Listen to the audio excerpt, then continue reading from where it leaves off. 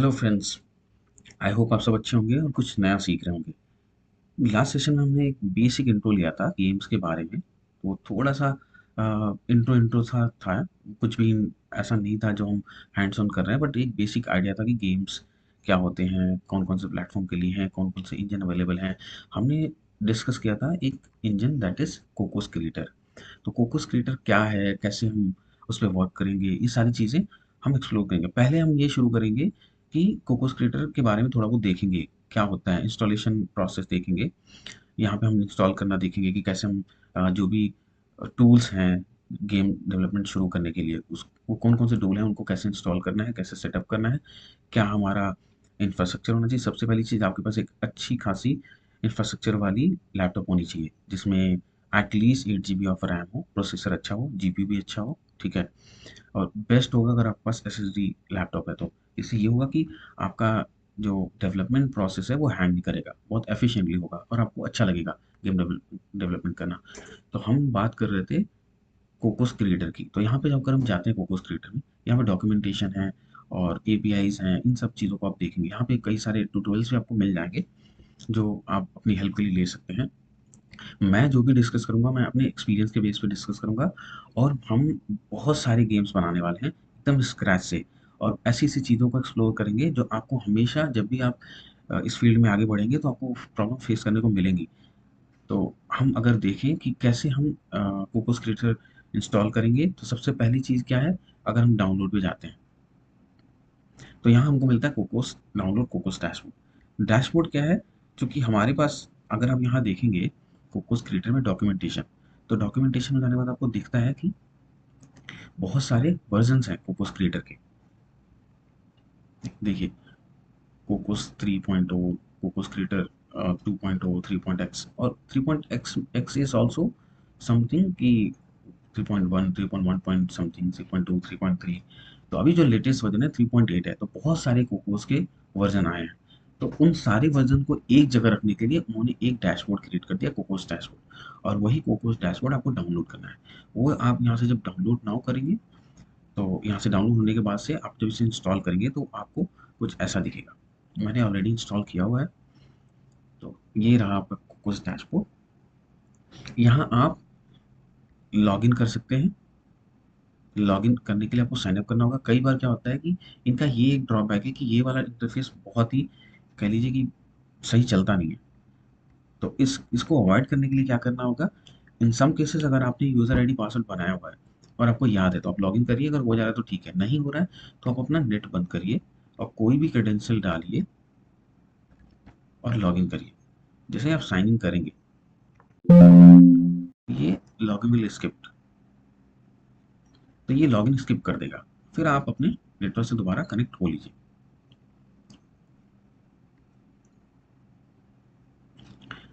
अब ये आपका इंटरफ़ेस रहा कोकोस क्रिएटर डैशबोर्ड का। इसका भी वर्ज़न अपना है 2.1.2, ये भी अपडेट होता रहता है। और इसमें जो भी हमारे पास कोकोस क्रिएटर के वर्ज़न्स हैं, वो कहाँ दिखेंगे, आप देखेंगे यहाँ पे। आप यहाँ जाएँगे प्रोजेक्ट में, तो आपको सारे प्रोजेक्ट लिस्ट आउट होंगे। आप इंस्टॉल में जाएँगे, तो आपको सारे वर्ज़न दिखेंगे। कौन लेटेस्ट वर्ज़न जो मेरे पास है वो 3.8.2 है। अब हम देखते हैं कि नया एडिटर क्या है, 3.8.3 आ चुका है। जैसे 3.8.1 है, तो बहुत सारे वर्ज़न्स हैं, आप पीछे जब देखते जाएँगे, तो बहुत सारे वर्ज़न्स हैं। तो यहाँ पे जो एक चीज़ मैं आपको यहाँ बताऊँगा, ये जो वर्ज़न है आपको, ये एक मेजर वर्ज़न होता है, ये माइनर होता है, ये पैच होता है। तो कोई भी वर्ज़न लॉन्च हो रहा है, जैसे 3.8.2 है, तो इस वर्ज़न में कुछ थोड़े बहुत इश्यूज़ रहे होंगे, कुछ पैच होगा, तो उसको उन्होंने 3.8.3 कर दिया। जब थोड़ा-सा एक माइनर फीचर ऐड करते हैं कुछ भी, तो वो 3.8 को 3.9 कर देंगे, और जब कुछ ओवरऑल बहुत सारे चेंजेज़ होते हैं, तो ये मेजर वाला अपडेट होता है, 4.0 हो सकता है। तो ऐसे आप लेटेस्ट वाले वर्ज़न कोशिश करें, लेटेस्ट वाले वर्ज़न पे ही काम करें। मेरे पास 3.8.2 है, इसको यहाँ से इंस्टॉल कर सकते हैं। इंस्टॉल यहाँ पे जब इंस्टॉल करेंगे तो ये डाउनलोड होगा, फिर उसके बाद एक्सट्रैक्ट होगा। एक्सट्रैक्ट होने के बाद से यहाँ लिस्ट आउट हो जाएगा। अब हम देखते हैं कि होम पेज पे जब जाते हैं, तो हमारे पास ऑप्शन है न्यू प्रोजेक्ट का, और हमारे पास रिसेंट प्रोजेक्ट जो हमने पहले से क्रिएट कर रखे हैं वो भी है। अब ये एडिटर जो डाउनलोड हो रहा है उसका यहाँ प्रोग्रेस है। अब देखिए, लेटेस्ट इस वाले वर्ज़न में ये चीज़ दिख रहा है, पुराने वर्ज़न में ऐसा नहीं होता था। दूसरी चीज़ ये है कि जब भी आप कोई कुछ इंस्टॉल कर रहे हैं नया वर्जन, तो आप कभी भी इस डैशबोर्ड को क्लोज ना करें। अगर आप क्लोज करते हैं तो बैकग्राउंड में डाउनलोडिंग नहीं होती है, कैंसिल हो जाता है। अब हम आते हैं प्रोजेक्ट पे।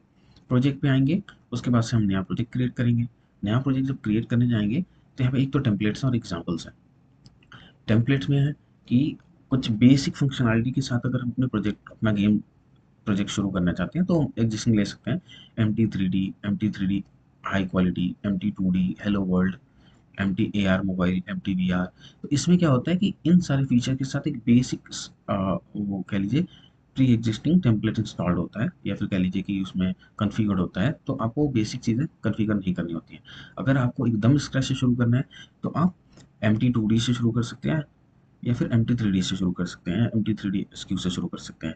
इन तीनों से हेलो वर्ल्ड में आपको क्या है कि एक बेसिक सा इंटरफेस मिल जाएगा हेलो वर्ल्ड का। आप हम सबको पता है कि जब भी हम प्रोग्रामिंग शुरू कर किए तब से हमको पता है कि जब भी हम कुछ नया लिखते हैं तो शुरू ही करते हैं हेलो वर्ल्ड से।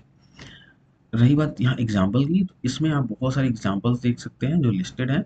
इन सारे एग्जाम्पल्स को आप क्रिएट कर सकते हैं। तो होगा क्या, ये पहले से प्री बिल्ट गेम्स हैं जिनको आप क्लोन कर सकते हैं और फिर उसको रन करके देख सकते हैं, उसकी फाइल्स पढ़ सकते हैं, उसमें जो भी प्रोग्रामिंग हुई है उसको लॉजिक्स देख सकते हैं, उसकी कैसे बिल्ड करना है, उससे आपको सीखने को मिलेगा।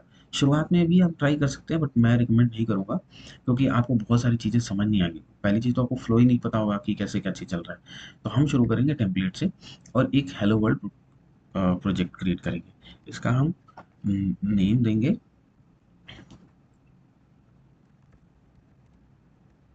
Hello world games. कोशिश करेंगे हम स्पेस ना दें। इससे ये होता है कि जब हम गेम्स को बाद में कमांड लाइन के थ्रू एक्सेस करते हैं तो इश्यूज़ नहीं आते हैं। प्रोजेक्ट नेम में अगर हमारे पास स्पेस है तो इश्यूज़ आते हैं। तो हमने हेलो वर्ल्ड का बेसिक टेम्पलेट सेलेक्ट किया है, नेम दिया हमने। यहाँ से हम लोकेशन सेलेक्ट कर सकते हैं और हम क्रिएट एंड ओपन कर सकते हैं।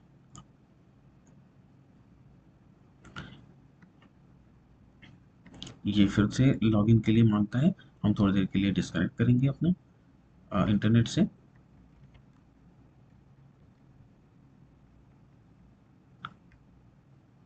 अब यहाँ स्किप का ऑप्शन आ गया, हम स्किप करेंगे और दोबारा से हम अपने नेटवर्क से कनेक्ट होंगे। ये एक हैक है। शुरू में मुझे बहुत दिक्कत हुआ था क्योंकि इनका रीसेट पासवर्ड भी नहीं चलता है। तो ऐसा हो जाएगा कि आपको लगेगा कि हम एंट्री नहीं कर सकते। आप देख सकते हैं कितना प्यारा सा इंटरफेस है इनका। जब आप ओल्डर वर्जन इंस्टॉल करेंगे ना कोकोस 2.0, तो आपको दिखेगा कि उसमें और अभी में कितना फ़र्क है। तो ये सारा बेसिक सेटअप कर रहा है।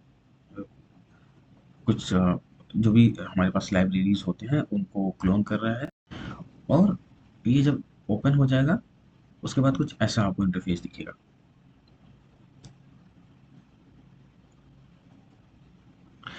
अब हमारे पास एक इंटरफेस क्रिएट होकर के आ चुका है।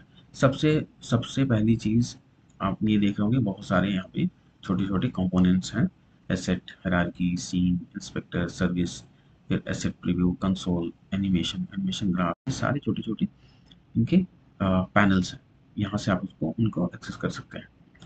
अब जो सबसे इंटरेस्टिंग बटन आपको या ऑप्शन मिलेगा वो ये है, रन रन बटन। तो ये क्या है, यहाँ पे ऑप्शंस हैं। अभी हम सारा कुछ अवॉइड करते हैं। ये प्ले बटन जो आपको दिख रहा है, ये स्टार्ट बटन, प्ले बटन या लॉन्च या रन कुछ भी कह लीजिए। जब हम इस पे क्लिक करते हैं तो ये क्या होता है, ये हमारे गेम को लॉन्च करता है। कहाँ लॉन्च करेगा वो हम सेलेक्ट कर सकते हैं। अब देखिए, ये हमारा बेसिक सा गेम है।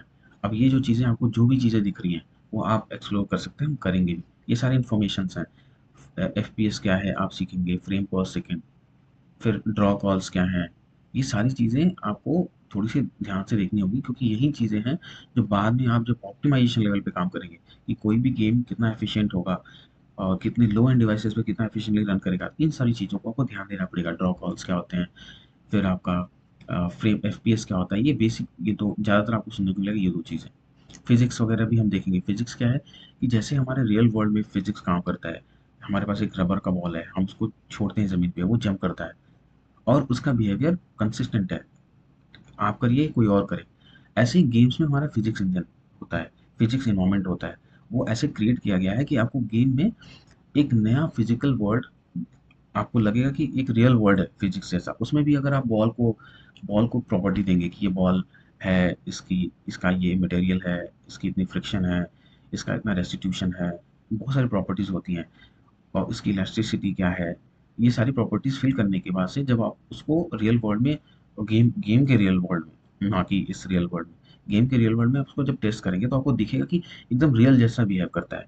आप बहुत सारे फिजिक्स गेम देखते हैं, जैसे फुटबॉल हो गया, क्रिकेट हो गया और कैरम हो गया, ये सारे फिजिक्स बेस्ड गेम है। तो इन सारी इन्फॉर्मेशन को आप देखेंगे फिजिक्स वाले ऑप्शंस में। इसको आप इनेबल डिसेबल कर सकते हैं।